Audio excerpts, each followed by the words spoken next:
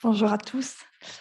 On va effectivement parler de diagnostic et de traitement. Damien m'a demandé quoi de neuf, docteur. Donc, on va parler brièvement du vent qui circule sur toute la planète. Et puis, je ne sais pas si vous le savez, mais Tomisato Kawasaki est décédé en juin 2020 en pleine pandémie de Covid pour quelqu'un qui avait découvert une maladie inflammatoire en 67.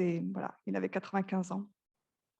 Et donc, vous connaissez peut-être cet adage de Damien Bonnet et du service en général, harder, better, faster, stronger. Moi, je suis une grande fan de Daft Punk, donc ça nous fait au moins un point commun avec Damien Bonnet. Et du coup, je me suis dit peut-être qu'il veut plus neuf que le neuf. Et du coup, je suis allée voir sur Clinical Trials quels étaient les essais en cours sur cette maladie. Donc, il y a 44 études actives qui vont retracer un peu tous les aspects dont on va parler aujourd'hui, que ce soit le diagnostic épidémiologique, la génétique, la biologie ou les étiologies, mais aussi sur le traitement. Alors, bien sûr, l'idée, c'est de trouver des médicaments pour diminuer cette atteinte coronaire qui, même si elle est rare, peut être gravissime. Et donc, aujourd'hui, il y a des essais avec différentes doses, même d'immunoglobulines, mais aussi des immunomodulateurs dont on parlera brièvement. Et puis les statines qui, pour l'instant, n'ont pas un niveau de preuve suffisant pour qu'on en mette de façon systématique, mais là aussi de la recherche sur le côté anti-inflammatoire en plus de l'effet sur le cholestérol. Des antibiotiques comme la doxycycline qui sont testés, et puis sur le suivi, il y a des études et l'exposition au rayonnement ionisant, parce que vous savez que les recommandations de 2017 proposent quand même un taux de contrôle d'imagerie coronaire élevé. Et donc, il y a maintenant des études qui sont associées à tout ça pour voir si on ne va pas exposer ces patients à des risques de cancer plus élevés. Et la fertilité, dans le cadre de registres sur les vascularites, pour savoir si ces femmes, qu'elles aient une atteinte coronaire sévère ou pas, ont accès à la maternité. Bon, en attendant tout ça, on va débuter sur la physiopathologie. Pas grand-chose de neuf avec le système vous le savez, de vascularite lié à un effet cytotoxique des cytokines. Les choses nouvelles, c'est qu'aujourd'hui, on parle de signature pro-inflammatoire. Donc, c'est bien sûr né de tout ce qui se passe depuis 2 ans. Et donc, quand on regarde Kawasaki, ce qui essaye de discriminer cette maladie par rapport à d'autres, c'est qu'il y a un taux élevé, vous voyez, d'interleukines, et pas de toutes les interleukines, mais de la 1, de la 6, de la 8 et de la 17-1. Et donc, on va voir que ça va aider aussi peut-être à différencier certaines maladies inflammatoires. Le rôle des virus, il a toujours été décrit. Il y a des séries assez importantes de co-infections virales dans un contexte de maladie de Kawasaki, qui, vous voyez, peut être très, très différent des maladies infantiles. Et donc aujourd'hui, bien qu'on n'ait pas un virus ni spécifique, en tout cas pas de virus unique qui ait jamais été identifié dans cette maladie, l'hypothèse d'un lien entre une infection virale et cette maladie a été clairement réactivée. Et le papier dans Lancet des Italiens qui décrivait initialement le Kawasaki-like, parce qu'on ne savait pas encore ce que c'était, avait montré une incidence 30 fois supérieure sur 2 mois de pandémie par rapport aux 5 années précédentes. Et donc, on a envie de penser bien sûr que il y a des liens entre les infections virales et la maladie de Kawasaki.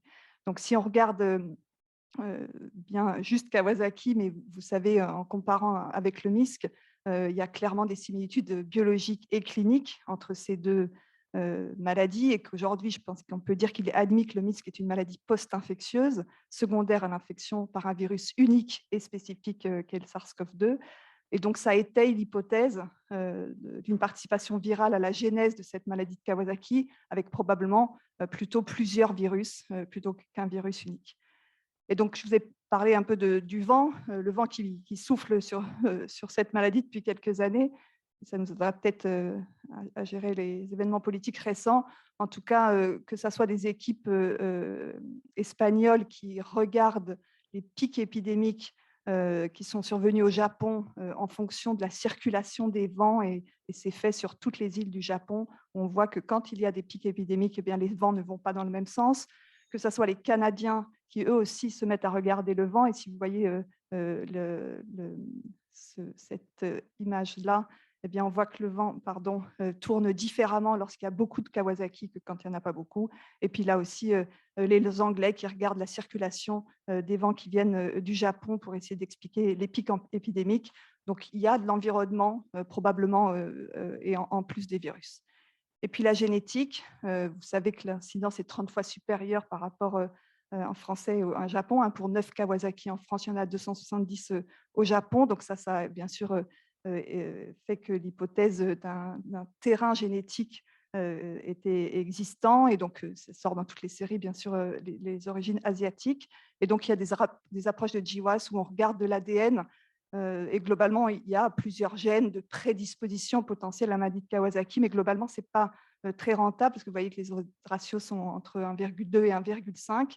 Et donc, c'est un peu de toute cette recherche qui n'avance pas vraiment, que Jean-Laurent Casanova, qui, vous savez, s'intéresse aux maladies infectieuses avec une potentielle implication génétique, propose une nouvelle approche, donc ce qu'on appelle des mutations monogéniques innées qui vont toucher l'immunité et qui vont entraîner une susceptibilité des patients à faire cette maladie. Ça a été montré dans le syndrome d'activation macrophagique avec des herpès comme le BV ou le CMV, et puis que ces patients ont des anomalies donc monogéniques de l'immunité, et que du fait de cette association, ça entraîne ces pathologies. C'est pareil dans la mygobactérie.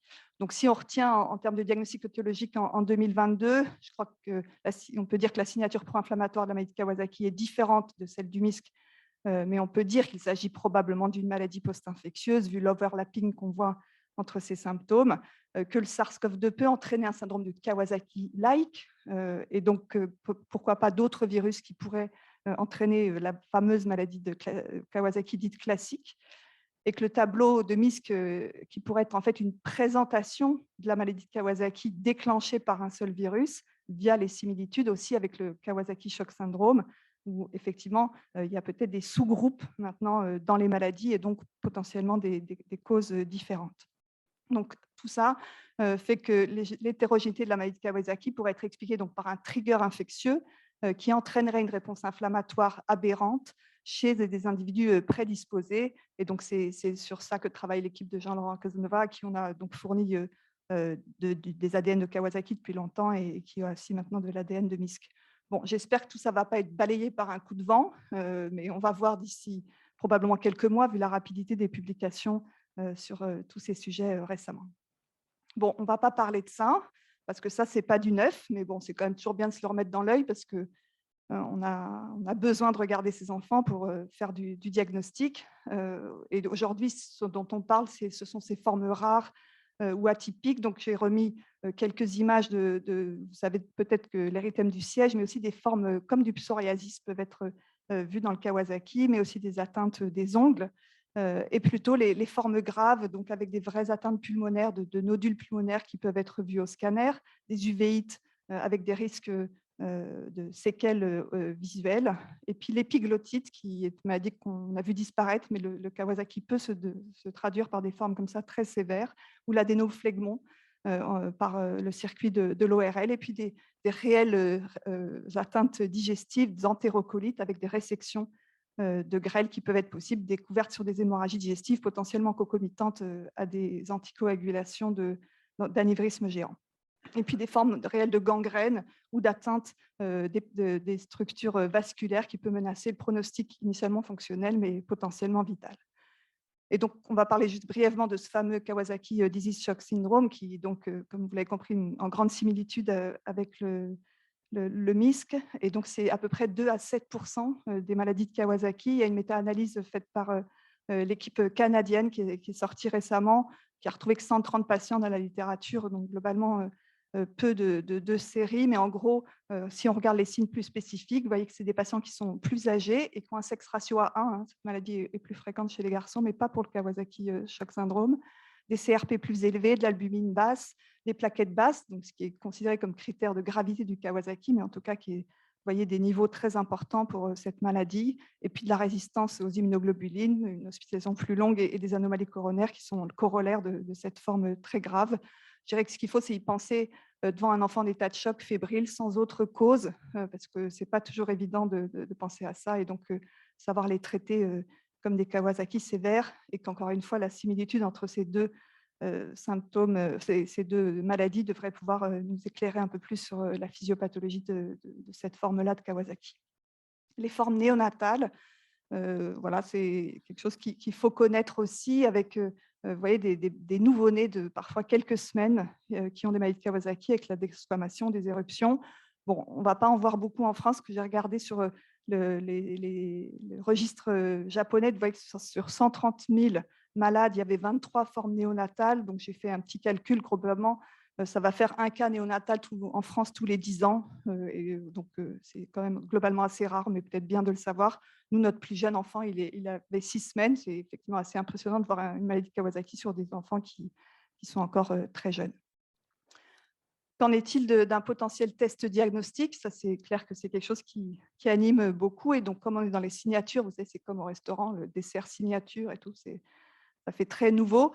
Eh bien, il y a des études et des tests qui sont faits en prélèvement de sang et qui regardent des populations de Kawasaki versus des enfants qui viennent pour des maladies fébriles infantiles. Et on peut trouver, on appelle des transcrits, c'est-à-dire qui sont avec une sensibilité, une spécificité qui est dans ce test-là plutôt bonne et qui fait que si on arrivait à développer ces techniques-là, probablement qu'on pourrait traiter plus vite des Kawasaki et puis ne pas traiter des enfants qui n'ont pas la maladie de Kawasaki. Donc ça aussi, ça se développe un peu. Il faut bien sûr de la rapidité de réponse. Et donc quand on fait de la génétique, ils sont plutôt en train de chercher comment on va faire pour prélever le sang et avoir la réponse avant même de traiter la maladie de Kawasaki. Le NT-proBNP, il y avait de la littérature en fait avant la pandémie dans la maladie de Kawasaki parce que c'était un biomarqueur qui avait été recherché pour une prédiction d'atteinte coronaire, qui est toujours le but dans cette maladie. Et donc, vous voyez, sur 95 enfants avec maladie de Kawasaki, où il comparait atteinte coronaire, pas d'atteinte coronaire, mais aussi des contrôles. En phase aiguë, le NT-pro, BNP et les interleukines 6 avaient été plus élevés dans le groupe donc Kawasaki versus contrôle et est également plus élevé dans le groupe Kawasaki avec atteinte coronaire que Kawasaki sans atteinte coronaire. Et donc, encore une fois, plus récemment, mais toujours avant la pandémie, une méta-analyse sur 8 études. Ça va probablement changer maintenant, vu l'intérêt qu'on a pour ce biomarqueur. Mais sur ces 8 études, vous voyez que le NT-pro était plutôt un bon examen en termes de sensibilité et de spécificité pour faire un diagnostic de maladie de Kawasaki. Et on comprend encore mieux à l'aube de ce qui se passe pour le MISC. Et donc, sur les 5 études qui proposaient des seuils, le seuil de 900 de NT-pro avait une sensibilité de 82% et une spécificité de 72%. Donc, avant la pandémie, en tout cas, c'était un examen que nous, par exemple, on ne faisait pas, mais qu'on aurait pu faire pour aider au diagnostic. Qu'en est-il de après ou plutôt pendant la pandémie? Donc là aussi, à nouveau, pas mal de littérature où ils regardent donc des Kawasaki versus des MISC.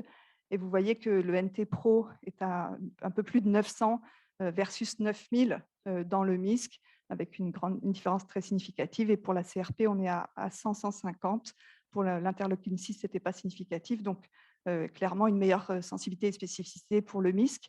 Mais du coup, au vu de tout ça, est-ce qu'on ne pourrait pas proposer ce cut-off, et encore une fois, je ne sais pas, mais c'est ce qui sort dans ces études un peu préliminaires, d'un NT-pro à 900. Vous savez que maintenant, malheureusement, dès qu'on a de la fièvre, même si on a 3 jours, on a un NT-pro, BNP, en tout cas dans des centres comme le nôtre, malheureusement, et que du coup, on se retrouve avec des dosages dont on ne sait pas quoi faire, et que si ce 900 peut essayer de nous aider, mais surtout ne pas nous empêcher de regarder l'enfant, et que si c'est un petit enfant qui a tous les signes de Kawasaki, c'est probablement plus un Kawasaki que si c'est un plus grand enfant. Et puis la CRP, qui est un marqueur aussi dans la gravité potentielle de la maladie. Donc, en tout cas, il va falloir qu'on fasse avec ces marqueurs et peut-être qu'on peut, en tout cas, faire des choses prospectivement pour répondre à ces questions. Sur le plan biologique, quoi de neuf? Globalement, le bilan aux urgences, il reste le même.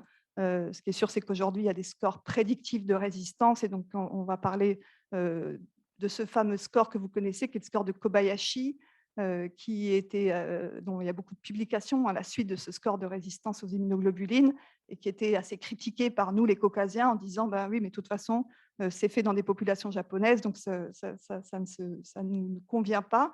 Je vais vous montrer un peu ce qu'on voit sur ces sensibilités et spécificités. Donc, je vous ai remis ces critères qui, à mon avis, il faut regarder quand on est en première ligne du diagnostic de Kawasaki, ce n'est pas forcément nous, les cardiologues, qui a maintenant des scores pour les moins d'1 an, et puis qui a l'équipe de Madame Conepo qui a proposé un score français et donc qui est fait grâce à l'analyse des 420 maladies de Kawasaki qui sont dans le registre Kawanet.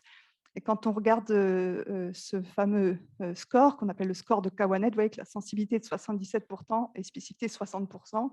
Donc même en population, on va dire caucasienne, c'est pas caucasienne, c'est population française, c'est pas extraordinaire.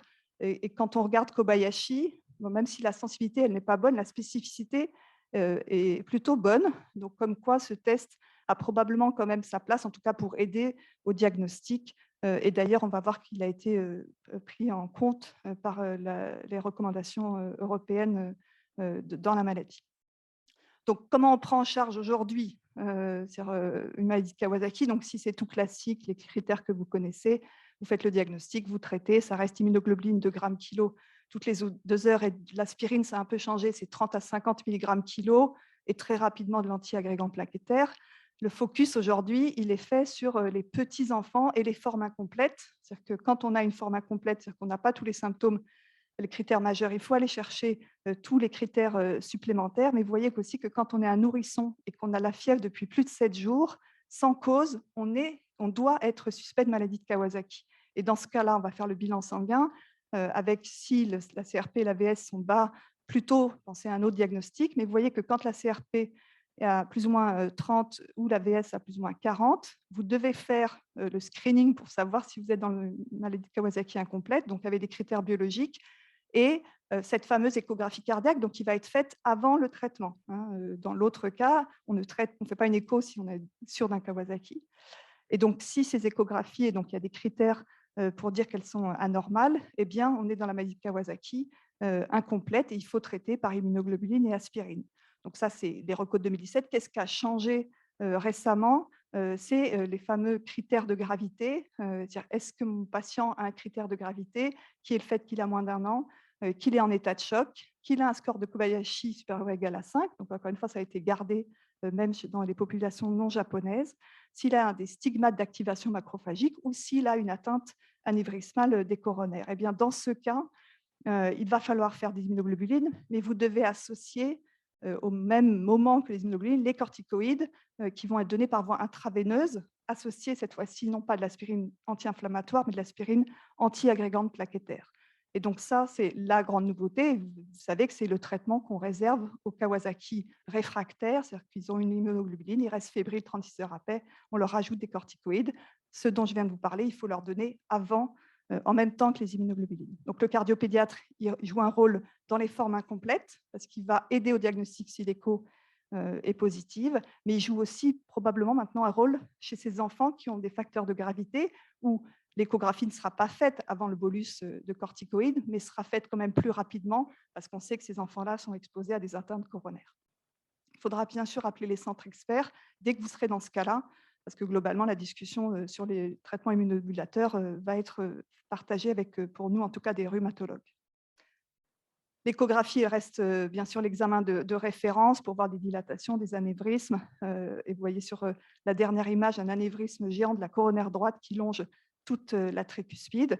Et l'échographie, elle peut faire un diagnostic de thrombus en phase aiguë chez cet enfant ou lors du suivi pour cet autre enfant. Donc, globalement, il faut faire l'échographie et ça reste l'examen de référence. Il y a maintenant récemment des gens qui ont cherché les facteurs qui pourraient prédire l'atteinte coronaire. Et globalement, ce qui sort, c'est que les patients qui ont seulement 3 ou 4 critères majeurs de maladie de Kawasaki, d'autant plus qu'ils sont petits, c'est-à-dire qu'ils ont moins d'1 an, et qu'ils consultent précocement, sont à risque d'atteinte coronaire.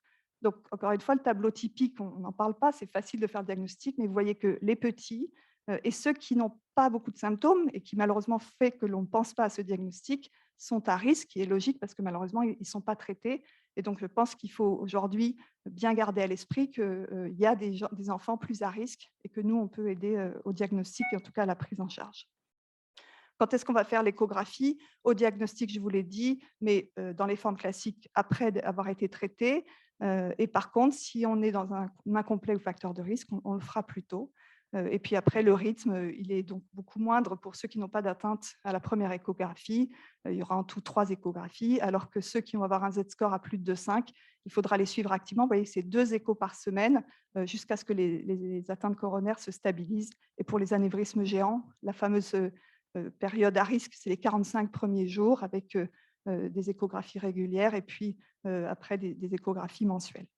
Et donc, tout ça va permettre de définir la stratification du risque pour la suite. La place du scanner aujourd'hui dans cette maladie, je dirais que, en tout cas, pour l'instant, c'est plutôt lors du suivi, mais pas au diagnostic. Elle peut être nécessaire en cas de doute. C'est vrai que parfois, on a du mal à avoir les coronaires et donc on peut discuter de le faire, mais on a vu hier toutes les limites aussi chez des petits-enfants tachycardes. Et il peut être aussi utile dans les atteintes vasculaires. Vous voyez ici des anévrismes en chapelet, mais l'anévrisme que vous voyez ici sur l'image, il était visible en échographie. Et donc, c'est parfois pour le calcul du Z-score où ça peut aider pour savoir si on va anticoaguler ou pas. Les atteintes vasculaires, et puis sinon, l'échographie abdominale pour les axes, elle est amplement suffisante. Les radiations, on en a parlé. Si on a un Kawasaki à 6 semaines et qu'on a des anévrismes géants et qu'on a un scanner tous les ans, clairement, on va rentrer dans des risques de cancer qui doivent être évalués, qui fait qu'il faut probablement faire attention à ça.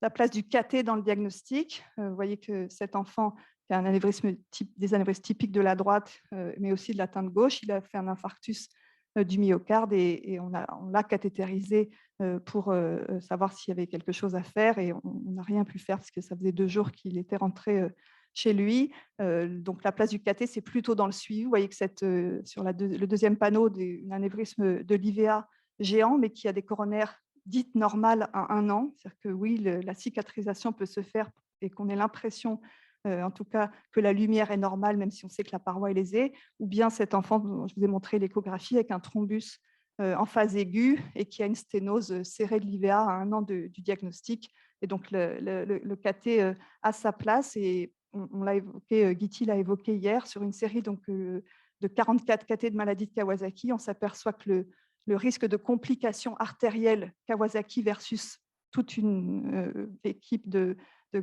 cathé de cardiologie pédiatrique, un risque 10 fois supérieur de complications vasculaires qui est probablement lié à la vascularite. Donc, quand on voit cet enfant, vous imaginez bien que le cathétérisé, quand on voit l'énorme anévrisme de l'axillaire, il a probablement aussi un risque si on passe par ses fémorales.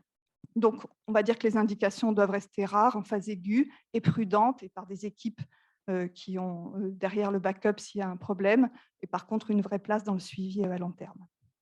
L'ischémie, dans le diagnostic, on va dire aigu, il n'y a pas beaucoup de place, mais bon, la scintigraphie et l'IRM de perfusion devraient pouvoir nous aider, mais on a vu aussi les limites chez ces enfants-là. Probablement que l'échographie de stress chez l'enfant, du fait de son caractère non irradiant et on va dire un peu plus réalisable peut-être que l'IRM chez les petits, et probablement l'examen qui va prendre aussi de la place dans le diagnostic, mais là aussi on est plutôt dans le diagnostic plus tardif, donc on ne va pas rentrer dans les détails. Quoi de neuf sur le plan thérapeutique? Vous connaissez peut-être cette grosse méta-analyse donc sur les corticoïdes, hein. Ça fait longtemps qu'on pense que les corticoïdes pourraient être un bon traitement de la maladie de Kawasaki. Donc en 2016, il y avait ce papier-là. Globalement, les recos de 2017 pour la corticothérapie d'emblée, en tout cas dans la maladie de Kawasaki, mettaient un niveau de preuve de 2B. Et puis en 2019, donc c'est des recommandations européennes, mais qui font qu'aujourd'hui, la pratique va dans ce sens-là, plutôt des corticoïdes en reco 1A. Ça, c'est la fameuse méta-analyse de 2016. Vous voyez que le bénéfice pour les corticoïdes, il existe, et il existe surtout sur les formes sévères qui sont à risque d'atteinte coronaire. Donc aujourd'hui, en tout cas, si on suit ces recommandations de Cher donc de 2019, on dirait que les corticoïdes combinés à l'immunoglobuline en traitement initial on l'espère, un effet protecteur par rapport aux IG seuls et que l'efficacité est plus nette chez les enfants très graves, d'où les critères que je vous ai dit de gravité à rechercher initialement. Et donc, il faudra bien sûr qu'on évalue tout ça. Et qu'en est-il des autres traitements et de la dose de corticoïdes chez les enfants avec facteur de risque? Ce qui est préconisé aujourd'hui, donc en plus des immunoglobulines, c'est des corticoïdes. Il y a 2 schémas. Bon, en gros, c'est à peu près 1 mg/kg toutes les 12 heures en IV pendant quelques jours Et donc, on peut regarder la clinique ou la CRP et après une décroissance sur 3 semaines au total, ou bien des bolus de Solimédrol, donc 10 à 30 mg kilo, donc vous voyez des doses beaucoup plus fortes pendant 3 jours, et pareil avec une décroissance sur 3 jours.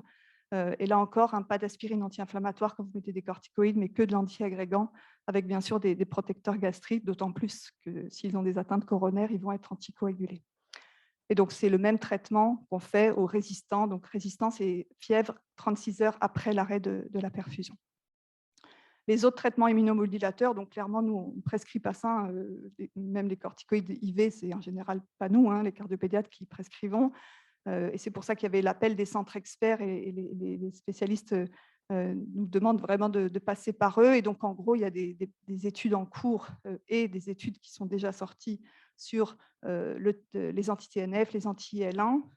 Globalement, ça diminue la durée d'hospitalisation, ça raccourcit la période avec de la fièvre, mais il n'y a aucun médicament qui a fait suffisamment de preuves pour l'atteinte coronaire, qui est encore une fois toujours le but de ces études. Donc aujourd'hui, il y a un peu plus, on va dire, de données sur le Rémicade, donc l'infliximab, qui est un anti-TNF alpha, et puis la cyclosporine qui revient, le cyclophosphamide, le méthotrexate, le Kineret. Par exemple, nous ici, on utilise beaucoup le Kineret, mais il y a pareil peu de littérature sur les anti-L1 et les échanges plasmatiques qui peuvent toujours vous sauver un enfant dans les formes graves. Donc, c'est une discussion du surspécialiste. Il y a une surveillance adéquate. Ce n'est vraiment pas à nous de faire ça, mais par contre, savoir les appeler. Traitement fluidifiant, un autre sujet. Vous savez que l'évolution de ces atteintes coronaires, elle peut aller vers les thrombus, les sténoses. Donc aujourd'hui, pour les formes sans atteinte coronaire, l'aspirine, c'est 6 à 8 semaines. Et pour ceux qui ont une atteinte coronaire progressive, il faut savoir les anticoaguler. En tout cas, c'est les recommandations. Les mettre sous l'Ovenox, regarder si les coronaires sont en train de s'inflammer de façon majeure et cette vascularite active. Et dans ce cas-là, si le Z-corp est au-dessus de 10 ou que la valeur absolue de la coronaire est à plus de 8 mm, vous allez passer à la coumadine. Et puis, si au bout de quelques jours, vous voyez que les choses se stabilisent et qu'il n'y a pas ces critères pour mettre l'anticoagulation, vous arrêterez. Et on sait aujourd'hui qu'il y a les 45 jours, je vous ai parlé, puis les 2 ans, et après, il y a la phase évolutive qui fait qu'on a regardé, des séries ont regardé la sécurité de cette fameuse association aspirine-coumadine qui est faite dans les atteintes géantes. Et globalement, la thérapie combinée avec un INR à 2,5 et l'aspirine vont diminuer l'incidence de l'occlusion, des infarctus et de la mort. Donc, il y a clairement aujourd'hui une indication à faire cette bithérapie. La question qu'on peut se poser, c'est de savoir est-ce que l'INR à 2,5 est suffisant. Et du coup, j'ai regardé, vous savez, dans cette grande série, de cette cohorte de malades anticoagulés. Donc aujourd'hui, on a 390 patients anticoagulés inclus dans un programme d'éducation thérapeutique. Il y a 39 anévrismes géants. Et vous voyez qu'ils sont anticoagulés à 85%. Et quand on regarde en multivarié sur tous ces malades anticoagulés, qu'est-ce qui sort?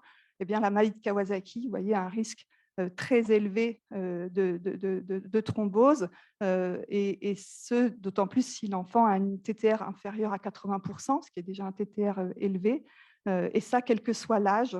Donc, oui, la maladie de Kawasaki est associée à un risque de thrombose par rapport aux autres maladies qui nécessitent une anticoagulation, dont les valves mécaniques. Et donc, il faut avoir une vigilance accrue pour ces malades. Et la question qu'on pourrait se poser, c'est ne faut-il pas augmenter l'INR cible de ces enfants et les mettre plutôt aux alentours de 2,5, 3,5 au vu de risques associés à la maladie. La place des AOD, vous savez probablement que l'étude Enoblate intégrait des malades Kawasaki ventricule unique, et donc on attend les résultats parce qu'on ne les a pas. Je vais passer ça. Et donc, pour ce qui est des autres traitements, je vous ai parlé des statines. Et donc, il y a aujourd'hui des effets sur l'inflammation et la prévention. Cependant, quand on regarde les niveaux de preuve de l'AHA, aujourd'hui, il n'y a pas d'indication formelle à mettre ces statines, mais c'est peut-être des choses qu'il faudra rediscuter au vu des essais en cours. Traitement chirurgical, il y a bien sûr la possibilité de faire des pontages, et on gardera ça pour les atteintes du tronc gauche, avec des atteintes plutôt sur différents réseaux. Et donc, vous voyez cette image de pontage. Les Japonais ont une grande pratique de ça, avec du pontage artériel pour que ça grandisse. Et également des des reshaping des anévrismes quand il y a une atteinte autre que la gauche, où on peut essayer de redessiner la coronaire en la replastifiant via la chirurgie. Et pour ce qui est du cathé, la place du stent, vous voyez sur une sténose serrée ici, avec un stent résorbable qui malheureusement s'est sténosé 4-5 ans après, qui fait que l'enfant a été double ponté. Et dans les formes vasculaires, je vous ai montré cette image d'un anévrisme qui fait qu'on peut stenter les anévrismes qui compriment et qui font que le pronostic fonctionnel de l'enfant est en danger. Donc, en conclusion, il y a des avancées diagnostiques récentes, l'effet clairement positif du MISC sur la compréhension de cette maladie via la recherche, l'évaluation de l'ajout des corticoïdes dans les populations caucasiennes, et puis le niveau d'anticoagulation qui pourrait être discuté. Et je vais donc laisser maintenant la place à Zara pour une autre maladie inflammatoire.